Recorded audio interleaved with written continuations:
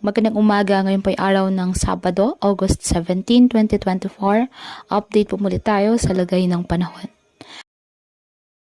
Ayon sa Pag-asa, patuloy na minomonitor ang isang low pressure area na nasa loob ng Philippine Area of Responsibility. Ang nasabing LPA, mababa naman ang tsansa na maging isang ganap na bagyo. Southwest monsoon nakaka-apekto pa rin ngayon sa extreme northern Luzon. Ngayong araw dahil po sa nasabing habagat, asahan ng bahagyang maulap hanggang sa maulap ng kalangitan with isolated rain showers or thunderstorms sa Batanes at Babuyan Islands. Apektado naman ng mga localized thunderstorms ang Metro Manila at nalalabing bahagi ng ating bansa.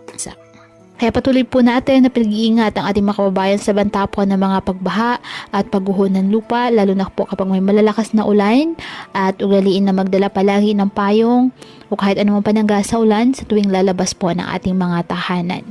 At yan po muna ang update sa lagay ng panahon ngayong araw. Muli patuloy po tayo na mag-ingat at palaging tandaan, God loves you. Stay safe and God bless.